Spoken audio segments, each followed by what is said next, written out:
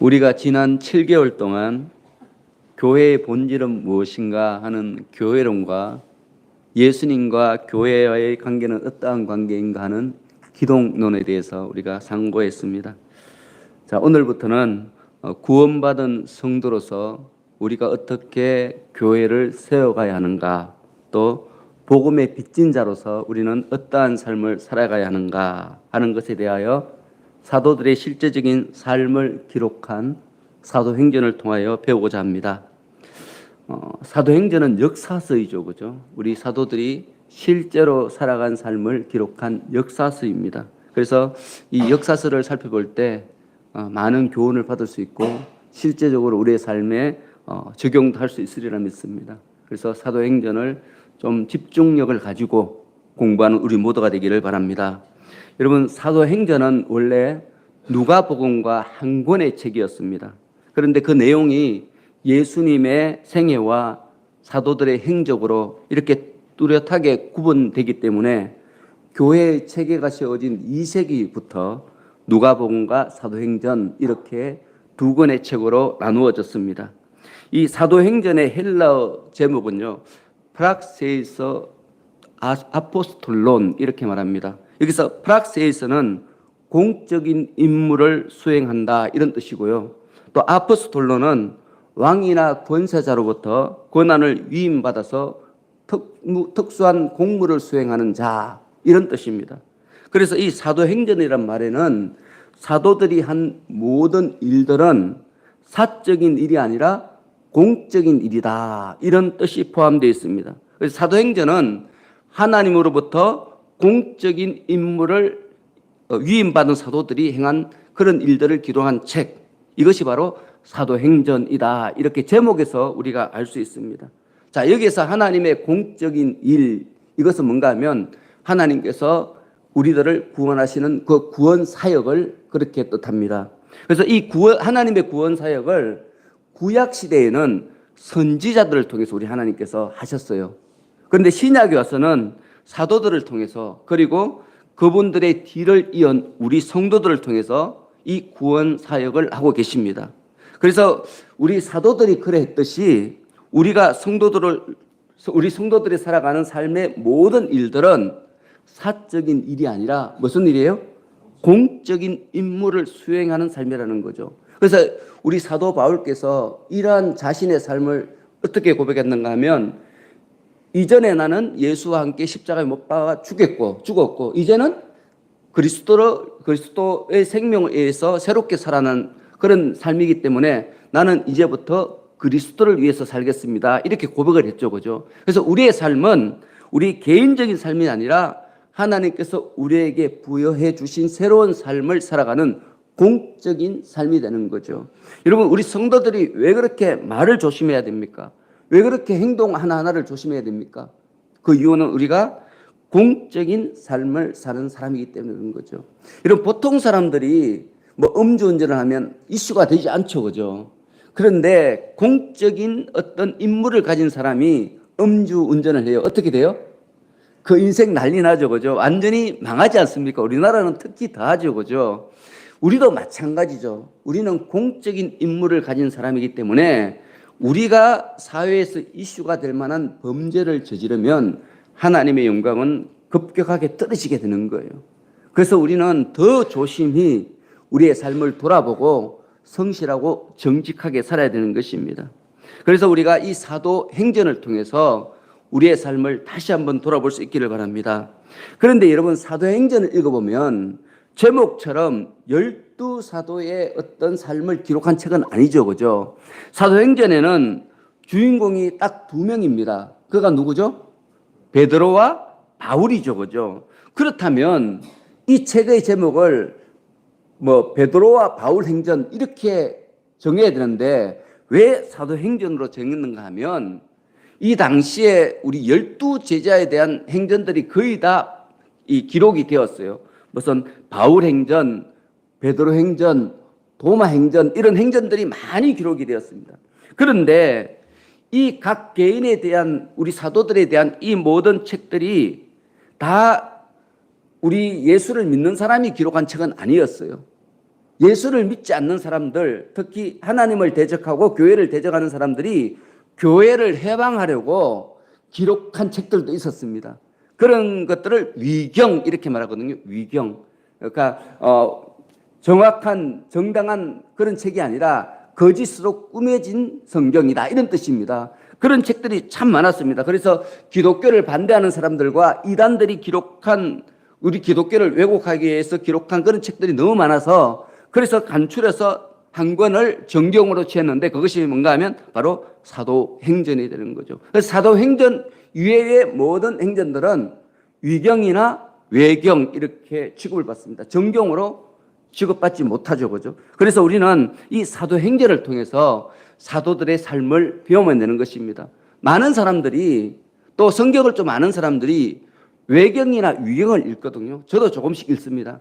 그런데 그것은 참 위험합니다. 왜냐하면 외경이나 위경에는 하나님의 뜻을 벗어난 내용들도 조금씩 기록되어 있어요. 여러분, 우리는 그것을 명확하게 구분할 수 있는 능력이 참 부족합니다. 그래서 조금만 잘못하면 하나님의 뜻을 왜곡하게 되는 거죠. 그들의 대표적인 사람들이 누군가 하면 바리새인과 서기관과 이런 사람들이었습니다. 그래서 우리가 성경을 읽을 때 굉장히 조심을 해야 되고요. 또 내가 성경을 좀 안다고 여러 수석들을 많이 읽는 것은 위험합니다. 특히 사람들이 해석한 책들은 조심해서 읽어야 돼요. 왜냐하면 뭐 어떤 주석들도요, 알고 보면 그 주석을 기록한 그 사람의 인격을 통과해서 선포된 기록된 책이기 때문에 그런 거죠. 설교도 마찬가지입니다. 이 설교도 오늘 본문도 저의 인격을 거쳐서 여러분들에게 전해지지 않습니까?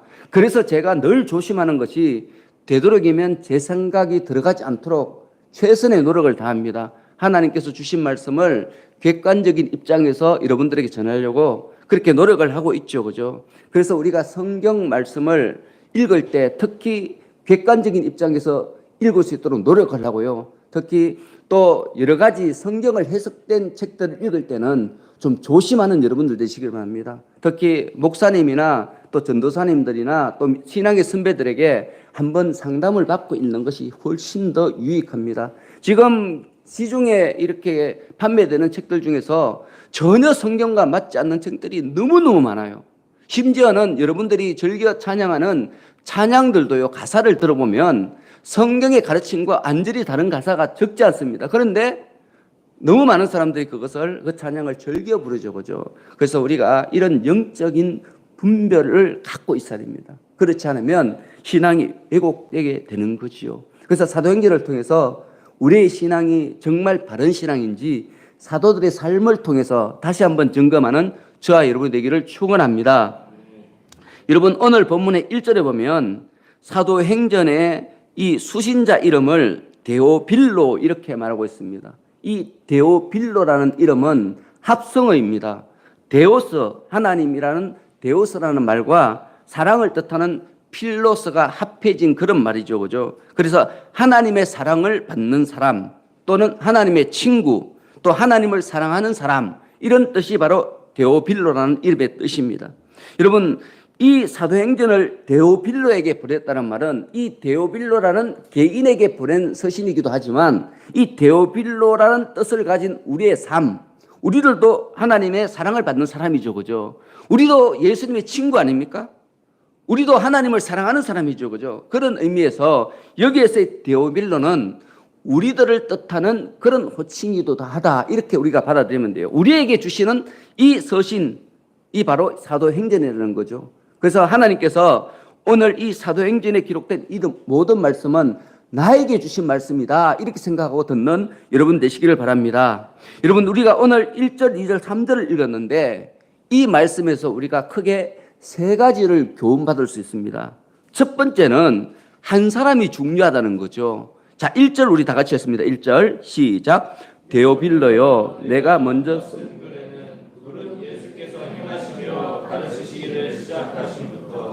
자, 방금 읽은 우리 1절에서 이 사도행전의 저자 누가가 데오빌로라는 한 사람에게 집중하고 있음을 우리가 볼 수 있습니다. 여러분, 다른 성경을 보면 뭐 여러 사람을 대상으로 해서 편지를 쓰지 않습니까?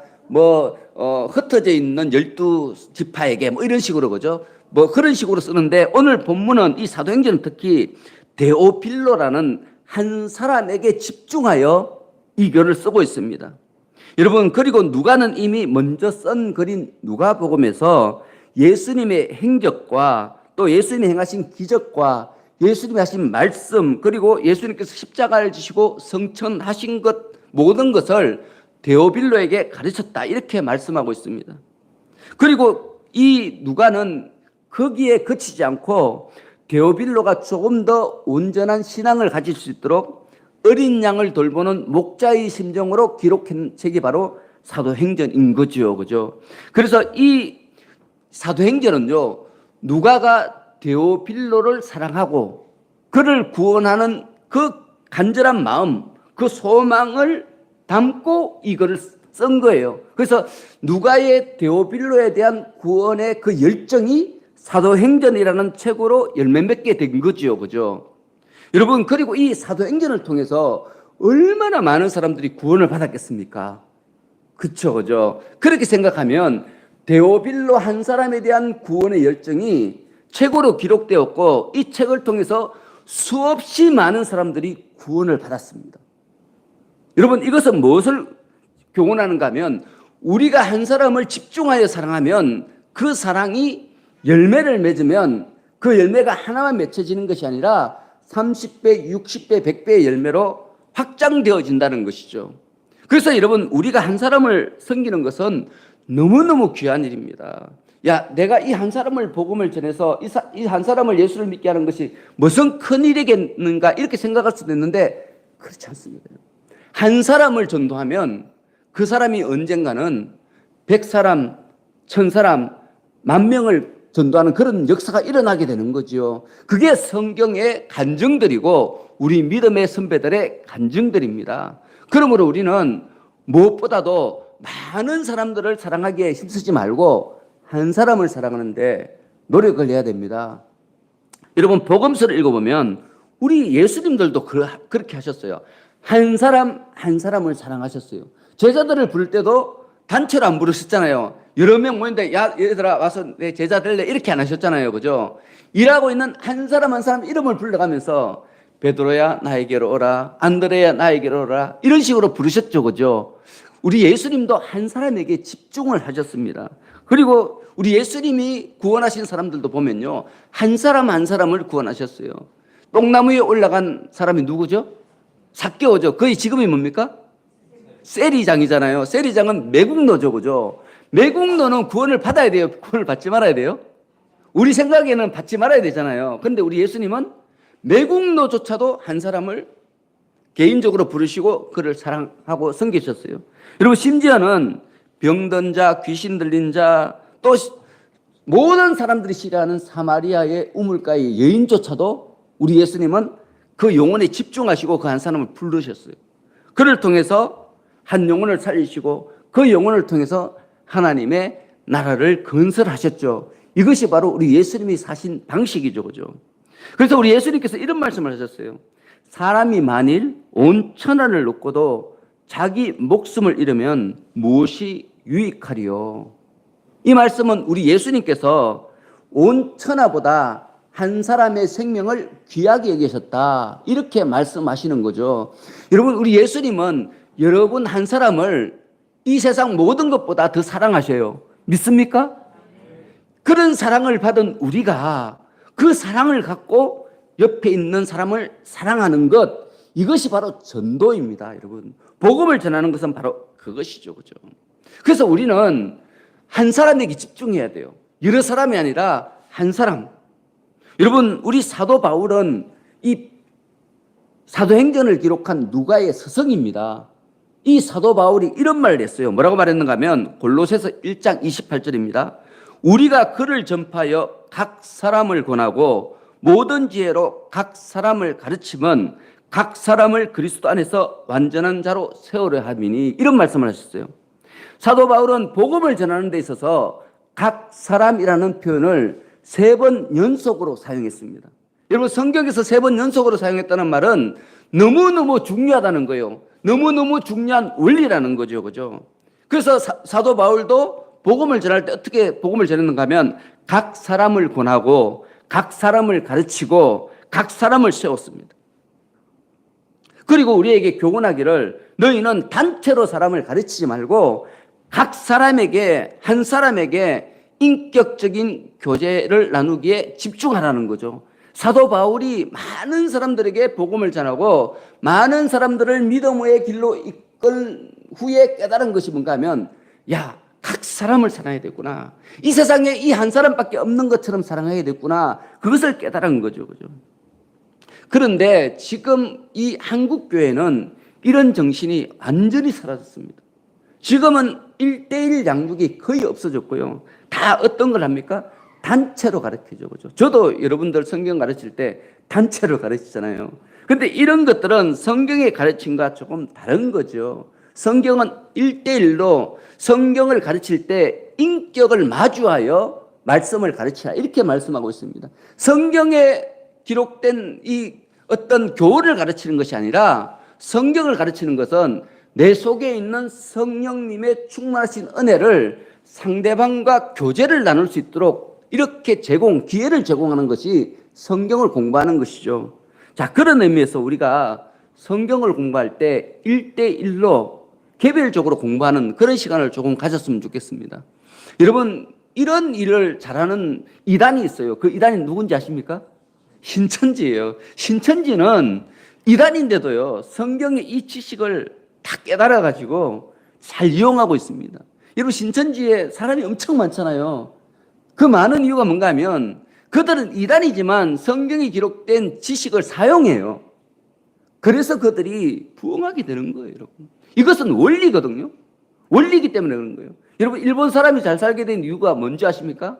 그들은 예수를 안 믿지만 그들은 사는 삶의 방식이요, 예수를 믿는 사람들이 살아가야 되는 그런 삶의 방식을 취하고 있어요. 지금은 좀 많이 변질됐지만 옛날 일본 하면 뭡니까? 친절이잖아요. 그렇지 않나요? 일본 하면 생각나는 게 뭐예요? 정직이죠. 그죠? 그것을 가장 강조하는 책이 무슨 책이에요? 성경 아닙니까? 여러분, 이 성경에 기록된 이 지식들을 사람들이 사용해서 많은 사람들이 엄청난 부를 누립니다. 그런데 여러분, 그렇게 누릴지라도 그들은 구원을 못 받아요. 성경을 천독만독해도 구원을 못 받아요. 왠지 아십니까? 그들은 예수님을 안 믿기 때문인 거죠. 여러분, 우리가 구원받는 방법은 유일합니다. 뭔가 하면 예수님을 믿어야 돼요. 근데 예수님을 믿고 난데 왜 성경을 읽느냐? 그것은 하나님께서 우리로 하여금 예수를 믿는 사람은 어떻게 사는지 가르쳐 주는 책이 성경이기 때문인 거죠. 그래서 우리가 성경을 읽는 거예요. 우리 예수 믿는 사람도 성경대로 살면 부자가 돼요, 안 돼요? 무조건 부자가 되는 거예요. 여러분, 그걸 아셔야 됩니다. 여러분, 우리가 부자가 안 되면 어떻게 가난한 사람을 도와요? 그렇죠, 그죠? 여러분, 성도들의 가장 중요한 어떤 사명 중에 하나가 가난한 사람을 돕는 거잖아요. 근데 예수 믿는 사람이 가난해요. 도움을 줄 수 있어요? 도움을 받아야 되잖아요. 그렇죠? 예수 믿는 사람이 건강하지 못해요. 어떻게 복음을 전합니까? 예수 믿는 사람은 건강할 수밖에 없는 거예요. 왜냐하면 하나님이 건강할 수 있는 모든 비결을 성경에 기록되어 있기 때문에 성경이 기록된 말씀대로 살면 우리는 돈도 많이 벌고 건강할 수 있고 마음도 평안히 누릴 수 있고 다 할 수 있는 거예요. 그런데 너무 많은 사람들이 성경을 안 읽어요. 예수를 믿는데도 성경을 안 읽고요. 성경에 기록된 말씀들도 자기 마음에 드는 것만 순종해요. 내 마음에 안 드는 것은 다 거절해요. 그냥 지나가요. 읽기를 싫어하죠. 그래서 예수를 믿는 사람들이 오히려 더 잘 못 사는 거예요, 지금 이 세상에서. 여러분, 우리가 지금 부자가 못 됐으면 회개해야 돼요. 저도 회개해야 되지만 부자가 아니니까. 왜냐하면 성경대로 살면 부자가 될 수밖에 없는데 우리가 부자가 못 됐다는 것은 지금 성경대로 안 산다는 강력한 증거죠, 그죠? 그래서 여러분, 무엇보다도 성경의 말씀에 순종하는, 그를 통해서 이 땅의 모든 사람들을 그리스도에게 인도하는 복된 여러분들 되시길 바랍니다. 특히 오늘은 성경이 우리에게 뭘 말합니까? 한 사람에게 집중하라는 거예요. 한 사람이 소중하다는 거예요. 여러분들이 저 원수하는 그 사람이 소중해, 안 소중해요? 소중하다는 거예요. 그 사람을 사랑해야 된다는 거죠. 그게 우리가 존재하는 이유라는 거예요. 여러분, 우리가 한 사람을 사랑하면 그 사람이 변화되거든요. 그러면 모든 불안은 없어지는 거예요. 여러분, 우리 가정이 합병하려면은 우리 가족 구성원들이 다 예수를 믿으면 간단하게 그 일이 이루어져요. 왜인가 하면 이 평화는 뭐가 없을 때 이루어져요? 뭐가 없어야지 평화가 이루어져요? 죄가 없어야 되잖아요. 그죠? 예수를 안 믿는 사람은 죄가 있어요? 없어요?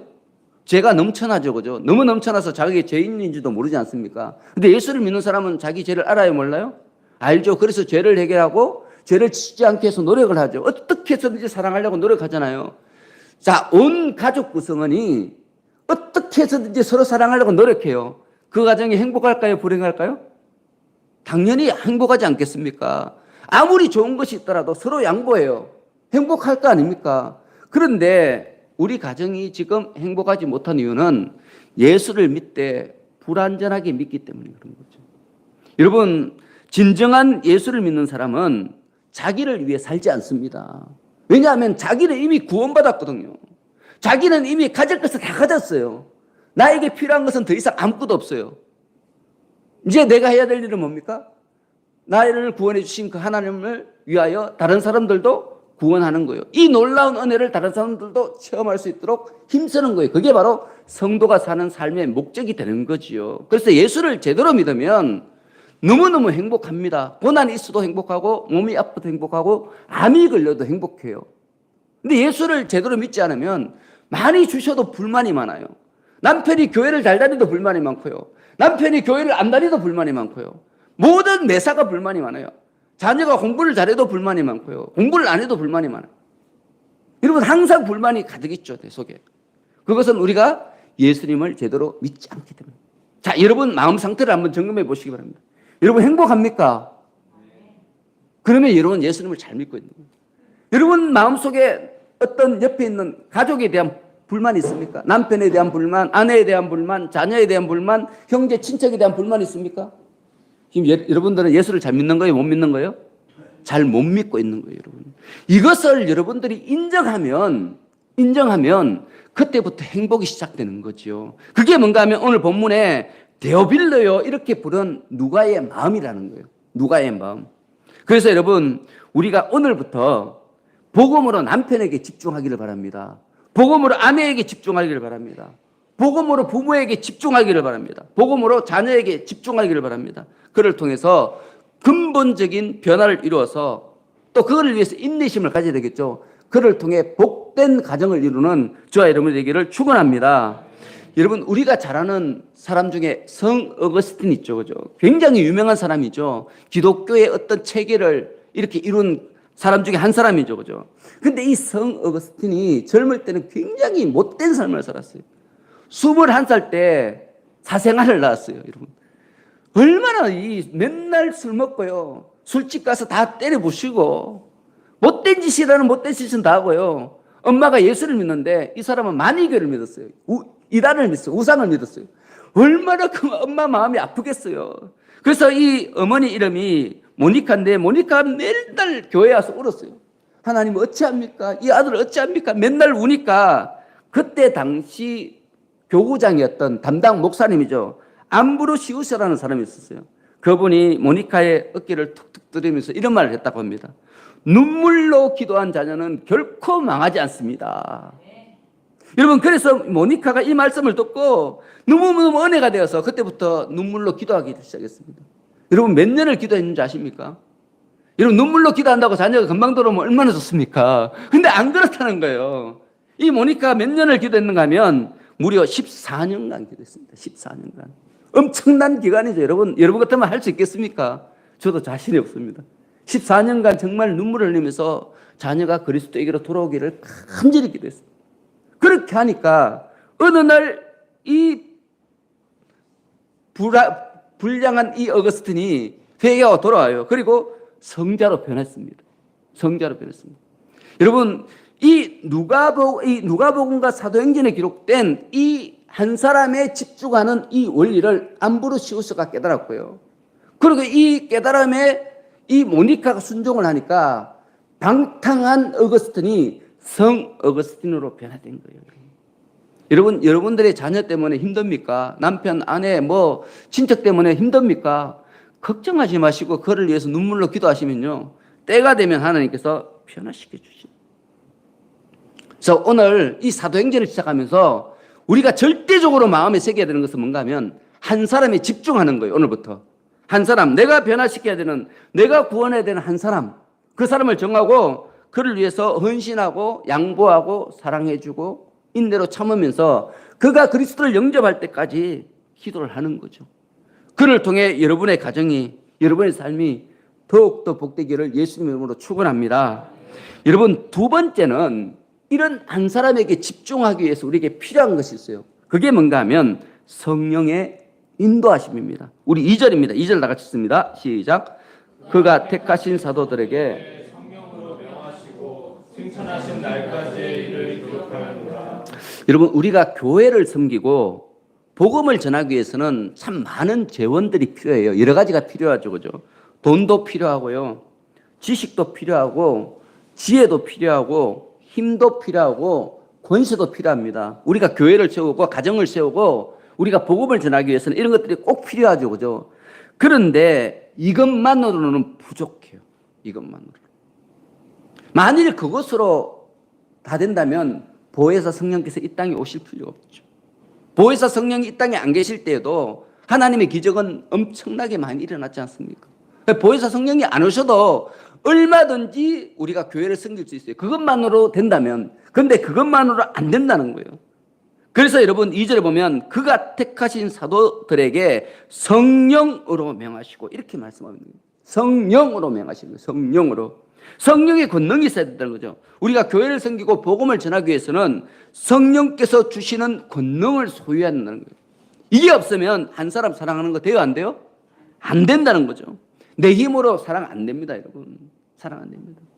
여러분, 우리 부모들도 그러잖아요. 자녀들 사랑 안 하는 부모가 어디 있습니까? 근데 자녀가 계속해서 말썽을 일으켜요. 그러면 부모가 하는 말이 뭡니까? 저도 참 많이 들었는데 내 속에서 어떻게 저런 것을 낳았나 뭐 이런 말 하잖아요. 옛날에 들어보셨어요? 아, 들어보셨어요? 불효자였군요. 저도 가끔씩 들어보는 것 같아요. 저 어머니가 살아계실 때 저를 보면서 제가 하도 고집을 피우니까 내 속으로 어떻게 저런 것을 낳았냐 이런 말을 들은 것 같아요. 제가 기억이 나요. 참 부끄럽습니다. 죄송하고요. 여러분, 인간의 노력으로는 안 된다는 거죠. 부모가 자녀를 그렇게 사랑하지만 자녀가 계속해서 말썽을 피우면 결국에는 그 부모가 사랑이 넘어지게 되어 있습니다. 여러분, 우리 성도들이 복음을 전하는 것은요, 원수들이잖아요. 그죠? 성경이 말할 때는 원수예요. 원수들을 사랑하는데 부모가 자녀도 사랑 못하는데 우리가 원수를 어떻게 사랑하겠습니까? 그래서 우리 힘으로 안 되는 거예요. 우리 힘으로. 그래서 우리에게 뭐가 필요해요? 성령의 권능이 필요한 거예요. 그 성령님을 의지해서 우리가 복음을 전하는 거죠. 인내심을 갖고 전하는 거죠. 그래서 사도 바울이 고린도전서 2장 4절 5절에서 이렇게 고백합니다. 내 말과 전도함이 설득 있는 지혜의 말로 하지 아니하고 다만 성령의 나타나심과 능력으로 하여 너희 믿음이 사람의 지혜에 있지 아니하고 다만 하나님의 능력에 있게 하려 함이라 이렇게 말씀하고 있습니다. 여러분, 바울은 참 똑똑한 사람이에요. 지금으로 말하면 서울대 나왔고요. 박사예요. 박사 중에 박사예요. 그래서 이 사람이 워낙 똑똑하니까 그리스 아덴, 지금으로 말하면 아테네거든요. 아테네는 철학의 도시 아닙니까? 그곳에 가서 자기 지식을 한번 뽐내고 싶었어요. 내가 얼마나 똑똑한지 시험하고 싶었어요. 그래서 자기가 아는 모든 지식을 다 동원해서 아테네에 사는 이 사람들을 설득했거든요. 근데 설득을 했는데 설득을 당해요, 안 당해요? 안 당해요, 안 당해요. 철학자들이 설득 당하겠습니까? 더 자기 주장을 우기죠, 그죠? 그 철학이 분파가 많은 거예요. 절대 다른 사람의 말을 들어요, 안 들어요? 안 들어요. 그게 철학이거든요. 철학은 자기 주장만 하는 게 철학이에요. 계속해서 말만 하는 거예요. 말하는 게 철학이거든요. 그래서 결국에는 아테네에서 완전히 복음 전도하는데 실패해버렸어요. 그러면서 그가 깨달은 게 있어요. 아, 내 힘, 내 능력, 내 지혜로는 안 되는구나. 이제부터는 나는 뭔만 말하겠다? 예수 그리스도의 십자가만 말하겠다. 이렇게 결심을 합니다. 그리고 그 다음부터는 놀라운 복음 전도의 성과를 이뤄요. 그래서 이 사도 바울이 지금 이 고린도전서 2장 4절 5절에서 설득력 있는 지혜 말로 안 한다. 그거 소용없다. 우리가 복음을 전하기 위해서는 뭘 해야 돼요? 성령의 나타나심과 능력으로 해야 된다. 이렇게 고백한 거예요. 우리에게 그렇게 가르친 거죠. 그죠? 여러분, 우리 성도들은 특히 성령의 권능을 가져야 돼요. 성령의 권능을 가지지 않으면 아무것도 할 수 없습니다. 한 사람에게 집중 절대 못합니다. 가정을 믿음으로 세우는 것 절대 못합니다. 여러분, 왜 그런가 하면 성도가 사는 삶은 영적인 전쟁이기 때문에 그래요. 세상 사람들은 잘 모르고 인정하지 않지만 세상 사람들의 뒤에는 누가 있어요? 사탄이 있는 거예요. 그가 그 마음을 자꾸 미혹해서 넘어뜨리고 이끄는 거예요. 여러분, 아무리 착한 사람도요, 굉장히 좋은 것을 그 앞에 딱 두면요, 욕심이 생겨요. 욕심이 생겨요. 그래서 넘어지게 돼요. 누구든지 다 그런 거죠. 왜냐하면 사탄이 계속해서 그렇게 미혹을 하거든요. 그래서 우리가 세상 사람들을 사랑하는 것, 원수를 사랑하는 것은 누구를 지금 대하는 거예요? 알고 보면 사람이 아니라 그 사람 뒤에서 조종하는 사탄을 대적하는 거죠. 그래서 우리는 영적인 전쟁을 행하는 거죠. 여러분, 왜 원수를 사랑합니까, 우리가? 원수는 피해자이기 때문에 그런 거죠. 지금 우리에게 원수 짓을 그 사람은 사탄에게 농락당하고 억울하게 당하고 있는, 근데 그 사람이 모를 뿐이죠. 근데 우리는 알잖아요. 그래서 그 사람은 사랑하고 그 사람을 조종하는 사탄을 쫓아내는 거예요. 그게 바로 우리가 해야 되는 영적인 권능을 갖고 행해야 되는 그런 일이죠. 그죠? 그래서 여러분, 우리는 날마다 영적인 전쟁을 해야 되기 때문에 세상 사람들에 뒤에서 그들을 조종하는 사탄을 쫓아내야 돼요. 쫓아내요. 그런데 내가 성령의 권능이 없어요. 그 영적인 그 조종을 하는 그 악한 사탄을 물리칠 수 없어요. 복음 안 전해지는 거죠. 안 전해져요. 여러분, 아무리 복음을 전해도 복음이 안 전해집니다. 그래서 예전에 보면 어떤 사람들은 돈 주고 사람을 사왔거든요. 왜냐하면 옛날에는 전도대회를 너무 많이 했어요. 10명 전도하면 무슨 금 한 돈 주고 100명 전도하면 차 주고 막 이런 식으로 했잖아요. 그죠? 여러분 기억나죠? 그죠? 전도 많이 하면 막 상품을 탁 걸고 교회 로비에 막 이렇게 큰 거 뭐 해놓고 전도 왕한테 준다고 막 그러고, 그죠? 금 10돈 준다 그런 말 했잖아요. 그러면 사람들이 막 전도를 해요.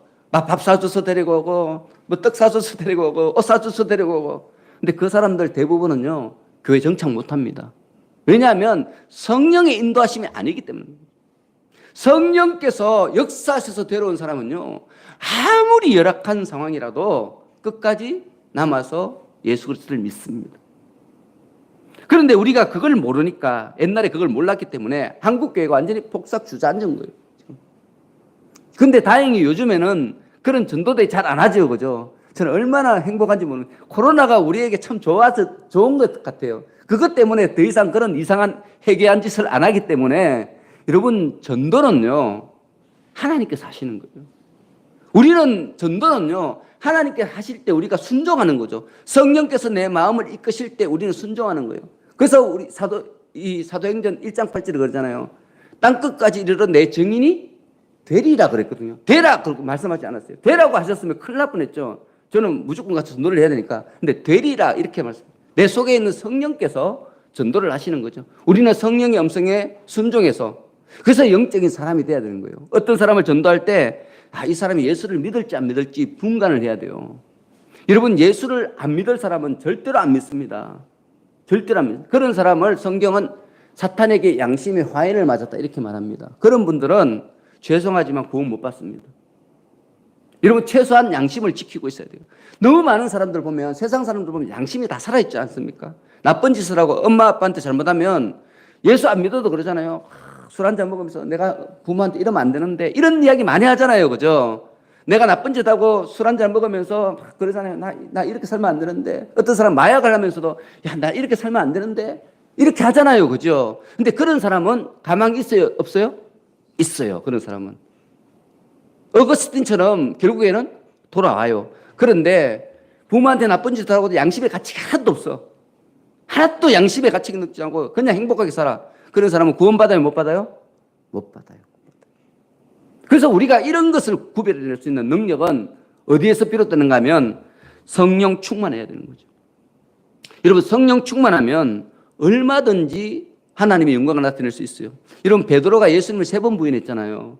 그런데 이 사람이 성령 충만하니까 한 번 설교에 3,000명이 회개하고 세례를 받았습니다. 말이 안 되는 내용이지, 알고 보면. 예수님을 3번이나 부인했는데. 그리고 이 베드로가 성령 충만하니까 병자들을 다 고치고 심지어 죽은 사람도 살립니다. 누가 살린 거예요, 알고 보면? 성령께서 살린 거죠. 성령께서. 베드로는 성령께서 역사하시는 것에 순종한 거예요. 여러분, 이 19세기에 가장 유명한 복음 전도자면 D.L. 무디거든요. 들어보셨죠? D.L. 무디. 이 사람은 초등학교밖에 안 나왔어요. 근데 이 사람에게 성령 충만한 은혜가 있었어요. 초등학교밖에 안 나왔는데도 성령 충만한 은혜가 있으니까 목사가 되었고요. 이 사람이 전도를 몇 명쯤 했을 것 같아요, 여러분? 몇 명쯤 했을 것 같아요? 기록에 의하면 5천만 명을 전도했대요. 5천만 명. 5천만 명이 우리나라 전 인구예요. 초등학교밖에 안 나온 D.L. 무디가요, 성령 충만하니까 몇 명을 전도했다고요? 5천만 명. 여러분, 교회를 세우고 복음을 전하는 것은 사람의 지식, 노력, 능력으로 되는 게 아니에요. 뭘 받아야 돼요? 성령 충만 받아야 돼요. 우리가 한 사람을 사랑하기 위해서는 반드시 성령 충만 받아야 됩니다. 그래서 그를 위해서 열심히 기도하고 또 안 되면 새벽 기도 넣으시면 돼요. 넣으시면 하나님께서 성령 충만 주십니다. 그렇게 되면 우리가 완전한 준비가 돼요. 준비가 되면 우리가 뭐 해야 될까요? 그게 뭔가 하면 세 번째예요. 우리가 행할 사명을 감당할 수 있는 거죠. 우리 3절 다 같이 읽습니다. 시작. 그가 고난 받으신 후에 또한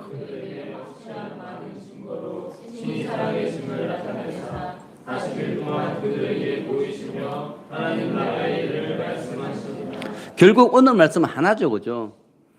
우리가 각 사람을 사랑해야 되는데, 각 사람을 섬겨야 되는데, 그걸 하려면 성령 충만해야 돼요.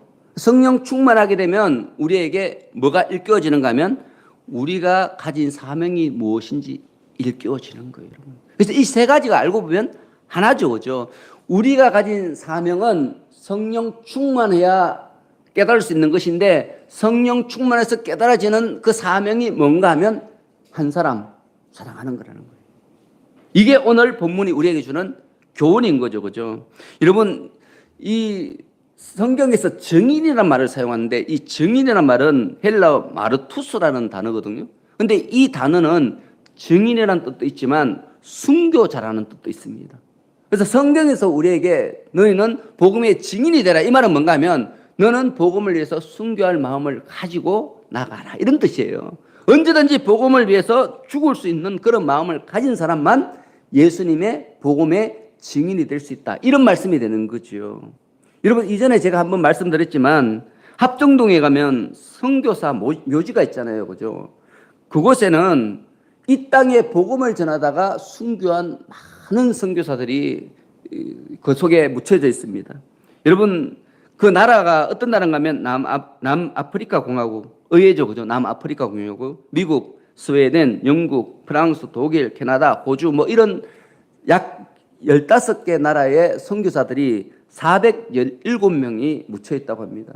여러분, 이 사람들이 왜 자기와 아무 상관이 없는 이 나라에 왔을까요? 자기들과 아무 상관이 없잖아요. 그리고 이 나라는요, 자기들에게 보상해 줄 수 있는 그런 능력도 없어요. 왜냐하면 그 당시 우리나라는 세계에서 가장 못 살았거든요. 필리핀에게 원조를 받을 정도였으니까 얼마나 못 살았습니까? 그런 못 사는 이 나라에 왔어요. 그리고 난데 이 사람들 뭘 했는가 하면 피 흘리고 땀 흘리고 교회를 세우고 학교를 세우고 병원을 짓고, 그런데 그런 좋은 일을 하면서도 박해를 받고 매맞고 고난당하고 죽었어요. 순교당했어요. 여러분, 이 사람들이 왜 이런 삶을 살았을까요? 자기하고 아무 상관이 없는 나라잖아요. 아니, 내가 예수를 믿고 복음을 받았으면 그래도 나와 상관이 있는 사람에게 가서 복음을 전하면 좋잖아요. 인정도 받고. 근데 이 사람들은요, 자기하고 아무 상관이 없어요. 알아주는 사람도 없어요. 오히려 사람들이 가지 말라 그래요. 거기 가면 사람 죽이니까. 너희들 선교사로 가면 죽이니까 가지 말라 그래요. 근데 왜 갔을까요? 왜 갔을까요? 자기가 하는 일이 사적인 일이 아니라 무슨 일이라고요? 공적인 일이라고 믿었기 때문에. 공적인 일이라고. 성령께서 그렇게 인도하심을 자기가 깨달았기 때문에 그런 거죠. 여러분, 우리도 마찬가지예요. 우리가 예수를 온전히 제대로 믿게 되면 그때부터는 나의 삶을 더 이상 살지 않습니다. 여러분이 말할 때 내 믿음 어떻고 내 삶이 어떻고 내가 하는 선교가 어떻고 이렇게 주어가 나라는 주어를 사용하면요, 아직까지 덜 된 거예요, 여러분. 여러분 삶을 돌아볼 때 자꾸 주어가, 내 자신이 주어가 되잖아요. 그러면 아직까지 신앙이 엄청나게 어린 거예요. 주어가 누가 돼야 돼요? 하나님이 돼요. 하나님이 어떻게 생각하실까? 내 삶을 바라보면서 하나님께서 어떠한 마음을 품으실까? 내 삶을 바라보면서 하나님께서 어떻게 도와주시려고 하실까? 이런 걸 우리가 늘 생각해야 되는데 너무 많은 사람들이 자기 자신을 중심으로 아직 그런 신앙은 굉장히 어린 신앙이죠. 그런데 이 나라에 와서 선교를 하다가 돌아가신 순교하신 모든 분들은 주어가 자기가 아니라 누구예요? 하나님이셨던 거죠. 그래서 하나님께서 그들을 사용하시고 그들을 통해서 지금 이 나라를 허락하신 거예요. 우리나라 지금 잘 살잖아요. 기적 아닙니까? 기적이잖아요. 그죠? 세계 모든 사람들이 놀랄 만큼 세계 역사가 기록된 이후에 우리나라 같은 나라가 없었대요. 말이 안 되는 역사가 일어난 것이 바로 우리나라예요. 근데 이 나라의 변화의 가장 근본적인 기초들이 누구예요? 선교사들의 죽음이라는 거죠. 세상 사람들은 인정하지 않지만 우리는 그렇게 철저하게 믿는 거죠. 세상 사람들이 아무리 인정하지 않더라도 그분들이 오기 전에는 우리나라가 못 살았습니다. 우리나라가 잘 살게 된 가장 기본적인 이유는 선교사들의 희생이고 순교였습니다. 여러분, 우리나라가 지금 이렇게 잘 사는데, 그런데 우리가 믿음으로 우리의 이 잘 살게 된 이 빛을 갚지 않으면 우리 넘어질 수밖에 없어요. 여러분, 세계사에 보면 복을 받고 하나님으로부터 엄청나게 큰 복을 받고 망한 나라가 있어요. 그 나라가 누군가 하면 러시아입니다. 러시아가 제정 러시아 때 엄청나게 부자였어요. 심지어는 뭐 교회의 십자가를 금으로 만들고요. 교회 내부를 다 금으로 치장했대요. 근데 이 사람들은 그렇게 하나님께서 복을 줬는데 그것으로 선교를 하고 연약한 사람을 섬기지 않고요. 자기들끼리 잘 먹고 잘 살았어요. 맨날 싸우고요. 지금 우리나라처럼 우리나라 맨날 싸우잖아요. 교회들끼리. 그죠? 그래서 맨날 싸우고 자기들끼리 잘 먹고 잘 살고 그러다 결국에는 시민 폭동이 일어나서 공산화됐잖아요. 그리고 그 당시 기독교를 믿는 사람들을 다 추방당했어요. 시베리아 가서 다 얼어 죽었어요. 지금 우리나라 보십시오. 얼마나 교회가 많습니까? 어떤 교회는 수천억을 들여서 교회를 짓지 않습니까? 지금 러시아하고 비슷한 만큼 굉장히 복을 받았어요. 지금 우리가 이런 복을 받았는데 자기 혼자 잘 먹고 잘 살겠다? 그렇게 생각하면 조금 있으면 우리도 러시아권이 될 수밖에 없는 거예요. 여러분, 북한은 지금도 미사일 매일 쏘잖아요. 그죠? 언제 하나님께서 보호하시는 그 보호막을 그을지 몰라요, 여러분. 지금 우리가 평화를 누리는 가장 기본적인, 가장 강력한 원인은 뭔가 하면 하나님이 우리를 보호하시는 거예요. 여러분, 우리 교회도 매일 새벽 기도 하잖아요. 그죠? 우리가 수요일마다 나라를 위해서 기도하죠. 우리만 기도할까요? 한국에 있는 수많은 교회가 다 기도하지 않겠습니까? 그 기도의 힘으로 지금 전쟁이 막아지고 있는 거예요. 여러분, 그걸 아셔야 돼요. 교회가 더 이상 기도하지 않으면 쳐들어옵니다. 그러면 우리나라 망합니다. 북한의 미사일이 얼마나 많은지 아십니까? 그럼 쏘면 다 죽는 거예요, 그냥. 그래서 우리가 정신을 차리고 깨어서 이제는 복음을 위해 살아야 됩니다. 성령 충만 받아서 한 사람에게 집중하여 그들에게 복음을 전하고 그리고 우리의 사명을 일깨워서 하나님의 교회를 바로 세워야 되는 거죠. 오늘 다시 한번 이러한 사명에 집중하는 저와 여러분 되기를 축원합니다. 기도하겠습니다. 하나님 아버지, 예수님께서 한 영혼을 소중히 여겼듯이 저희들도 성령 충만 받아 삶의 터전에서 함께하는 한 사람 한 사람을 소중하게 여기게 하여 주옵소서. 예수님께서 우리 한 사람 한 사람을 위해 십자가를 지셨음을 기억하고 그 사랑을 가슴 깊이 새기고 증거하는 저희가 되게 하여 주옵소서. 우리를 구원하신 예수님의 이름으로 기도하옵나이다. 아멘.